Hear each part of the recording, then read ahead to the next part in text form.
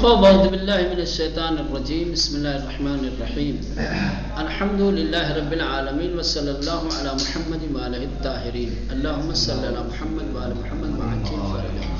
توجہ آیت نمبر 4 میں کل جو آیت نمبر 4 پڑھی تھی اس میں ایک کلمہ آیا تھا مبارکن انا انزلناہ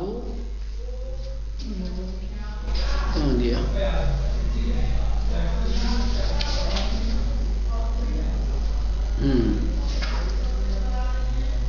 ھذا کتاب انزلناہ مبارکن. ٹھیک ہاں، تو اس آیت میں جو مبارکن آیا تھا اس کا ترجمہ انزلنا سے پہلے کریں گے. انزلنا کا ترجمہ جو پہلے ہے مقدم ہے اس کا بعد میں، اور مبارکن جو بعد میں ہے اس کا پہلے کریں گے. ٹھیک ہے نا؟ یہ تھا 4 نمبر میں وَهَذَا كِتَابٌ أَنزَلْنَاهُ مُبَارَكٌ، اور یہ ہے مبارک کتاب جس کو ہم نے نازل کیا. تو مبارک کو کا ترجمہ پہلے اور انزلنا کا ترجمہ بعد میں کریں گے. ترجمے میں تقدیم و تاخیر کی جائے گی. ایک مشورہ آپ کو دیا جا رہا ہے، اگر آپ چاہتے ہیں کہ آپ تفہیم قرآن کے سلسلے میں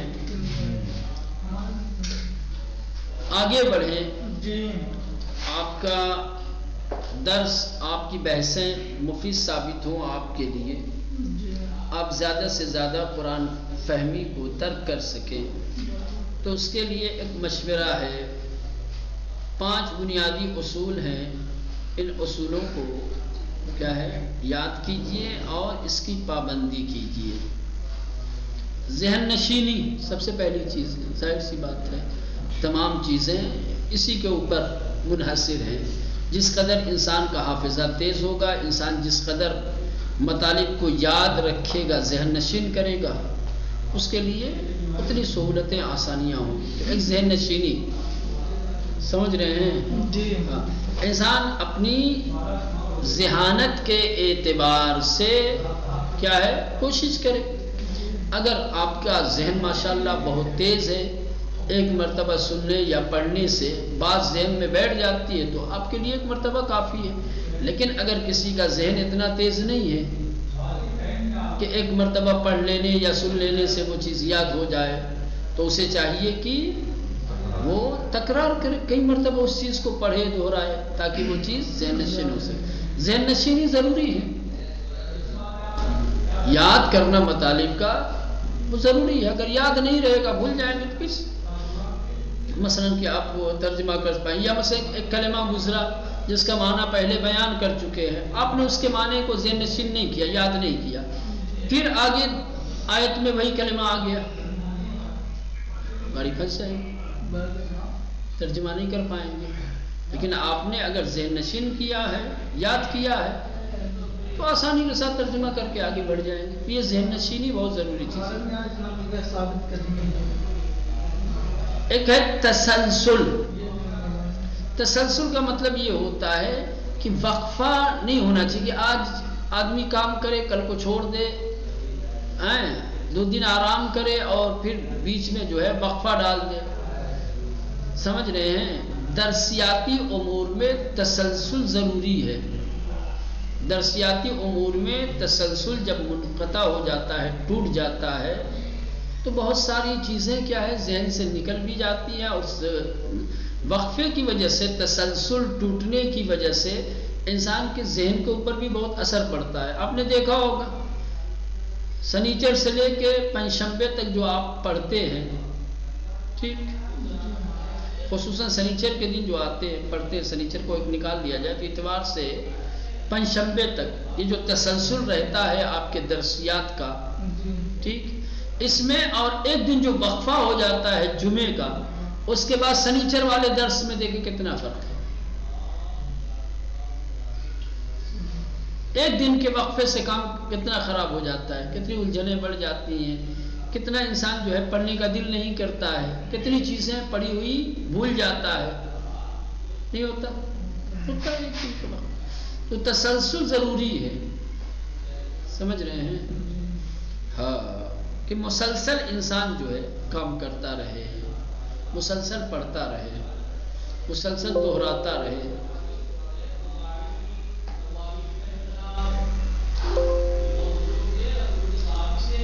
پہلی چیز ہے ذہن نشینی، یاد کرنا، حفظ کرنا مطالب کو. دوسرے تسلسل، ٹھیک، ہاں، تواتر، توقف نہیں ہونا چاہیے، وقفہ نہیں ہونا چاہیے، رکاوٹ نہیں ہونی چاہیے، تعطیل اور چھٹی نہیں ہونی چاہیے درمیان میں. سمجھ رہے ہیں؟ تیسری اہم چیز ہے شوق و جذبہ. مجبور بن کر کے انسان نہ پڑھے، مجبور بن کر کے انسان نہ پڑھے، شوق و جذبے کے ساتھ پڑھے.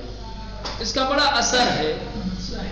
سمجھ رہے ہیں؟ افہام و تفہیم میں، دروس کو سمجھنے میں، یادگیری میں، ان تمام چیزوں میں شوق و جذبے کی بہت بڑی دخالت ہے.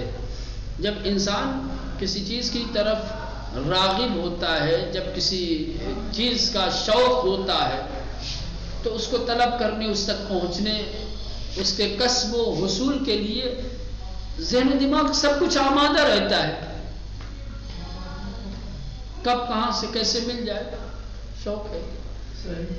شوق ذہن کو آمادہ کرتا ہے، شوق ہی تسلسل پر مجبور کرتا ہے، شوق ہی سے حافظہ کام کرتا ہے.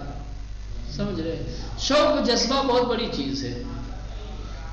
لگن ہونی چاہیے انسان کے اندر، کسی بھی میدان کا ہو. یہ شوق و جذبہ یہ تمام امور کے لیے ہے، نہ کہ صرف درسیات اور تعلیم و تعلم کے امور میں. نہ، شوق و جذبہ آپ دنیا کی کوئی بھی لائن اختیار کرتے ہیں، کسی بھی راہ کا انتخاب کرتے ہیں، جو کچھ آپ سیکھنا چاہتے ہیں، حاصل کرنا چاہتے ہیں، اس کے لیے شوق و جذبہ ضروری ہے. شوق و جذبہ یہ ترقی کے راستے ہموار کرتا ہے. شوق و جذبے کے ذریعے سے ہی انسان منزل مقصود تک پہنچ سکتا ہے. سمجھ رہے؟ ہاں. اکثر ہمارے مدرسے کے طلباء جو ہے، مدارس کے طلباء، ہم بھی اسی میں شامل ہیں، درسیات وغیرہ میں پیچھے رہنے کی ایک وجہ یہی ہے کہ ہم مجبور ہیں پڑھنے پر، ہم مجبور بن کے پڑھتے ہیں، شوق و جذبے کے ساتھ نہیں پڑھتے. واقعاً جو لوگ شوق و جذبے کے ساتھ پڑھتے ہیں، ہم نے دیکھا ہے ان کو بہت آگے بڑھ گئے، بہت آگے بڑھ گئے، سوچ نہیں سکتے. کبھی کبھی ہم لوگ رشک کرتے ہیں، حسد کرتے ہیں کہ ہمارے اندر اتنا ٹیلنٹ کیوں نہیں ہے، ہم ایسے کیوں نہیں ہوئے. لیکن جب کارکردگی دیکھتے ہیں کہتے ہیں کہ بھائی اس کا کام بھی تو دیکھو، ٹیلنٹ مت دیکھو، اس کا شوق دیکھو، جذبہ دیکھو، کتنی محنت کرتا ہے، کتنی لگن کے ساتھ پڑھتے ہیں شوق و جذبہ. بتدریج آگے بڑھنا، قدم بے قدم، آہستہ آہستہ، درجہ بدرجہ. ایک دم سے اچانک ہماری طرح جیسے تفسیر نہ پڑھنے لگے، ایک دم سیدھے سے نحو صرف پڑھی ہی نہیں، ٹھیک، نحو صرف کی ابتدائی کتاب بھی نہیں پڑھی اور ایک دم سے تفسیر پڑھنے لگے. تفسیر پڑھنے کے لیے کچھ اس کی مقدماتی کتابیں، کچھ مقدماتی باتیں کہ جو تفسیر میں دخالت رکھتی ہیں، ان کا جاننا بھی تو ضروری ہے نا. پھر تدریج آگے بڑھنا، آہستہ آہستہ آگے بڑھنا. ایک دم سے آخری کتاب، چلو یہ پہلی کتاب کا تھوڑا سا پڑھا، چلو اب تیسری کتاب پڑھ لیں گے تو سارا علم آ جائے گا نا. اب آہستہ آہستہ آگے بڑھیے، ایک ایک سبق پڑھتے رہیے.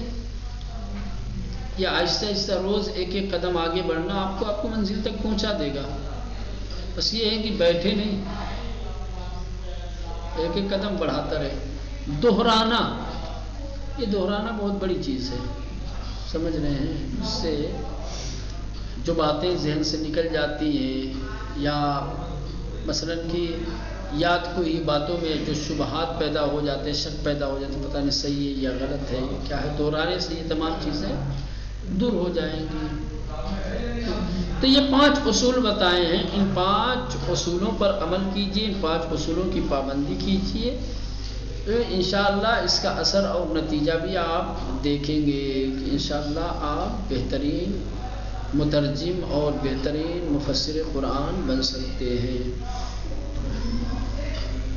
یہ تمام یہ 5 اصولوں پر عمل کے ساتھ ساتھ کیا ہے، آپ اپنے گھر کے کسی فرد یا قریبی دوست کو ساتھی کے طور پر انتخاب کریں اور اس کے ساتھ بحث و مباحثہ کریں، یہ چیز لازم اور ضروری ہے۔ اب آئیے یہاں سے ہم جنس الفاظ، چلو اس کو رہنے دیں۔